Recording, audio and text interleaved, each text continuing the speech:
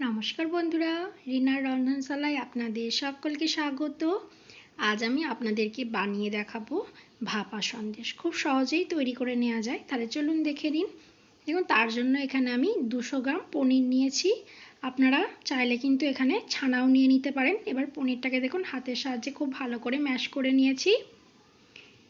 এবার এখানে একটা মিক্সির জার নিয়েছি। তার মধ্যে দেখুন এখানে আমি হাফ বাটি চিনি দিয়ে দিলাম আর 2টো এলাচের দানা বার করে রেখেছিলাম, সেইটা দিয়ে এটাকে মিহি করে গুঁড়িয়ে নিয়েছি। চিনিটা আপনারা আপনাদের স্বাদ অনুযায়ী দিয়ে নেবেন। এবার এখানে আমি ওই ম্যাশ করে রাখা ছানাটা অ্যাড করে দিচ্ছি। দিয়ে দিচ্ছি 4 চামচ গুঁড়ো দুধ আর 1 বাটি লিকুইড দুধ দিয়ে এর একটা মিহি পেস্ট আমি তৈরি করে নেব। দেখুন পেস্টটা তৈরি হয়ে গেছে আর পেস্টটা ঠিক এই রকম ঘনত্বের হয়েছে। এবার এখানে আমি একটা কেক টিন নিয়ে নিয়েছি, তার মধ্যে আমি হাফ চামচ ঘি দিয়ে দিচ্ছি। দিয়ে এবার ঘিটা এই কেক টিনটার চারিধারে খুব ভালো করে ব্রাশ করে নিয়েছি। এবার যে পেস্টটা আমি করে রেখেছিলাম ছানার, সেই পেস্টটা আমি এর মধ্যে দিয়ে একটু ট্যাপ ট্যাপ করে দিচ্ছি। এবার ওপর থেকে আমি কিছুটা কেশর ছড়িয়ে দিচ্ছি।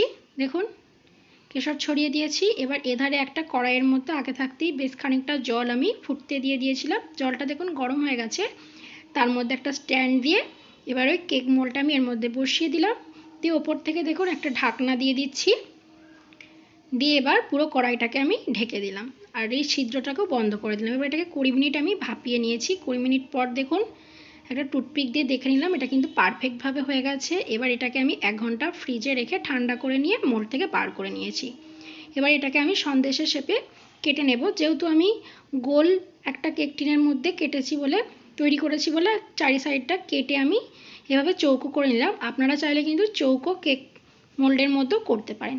এবার দেখুন এটাকে আমি এভাবে চৌকো চৌকো করে সন্দেশের শেপে কেটে নিলাম। আপনারা ছোট বড় যে কোনোভাবে করে নিতে পারেন। দেখুন কত সুন্দর পারফেক্ট তৈরি হয়ে গেছে ভাপা সন্দেশ। তো বন্ধুরা, আমার এই রেসিপিটা কেমন লাগলো কমেন্টে অবশ্যই জানাবেন। ভালো লাগলে একটা লাইক করে চ্যানেলটাকে সাবস্ক্রাইব করে দেবেন। আজকের মতন এই পর্যন্তই। ধন্যবাদ।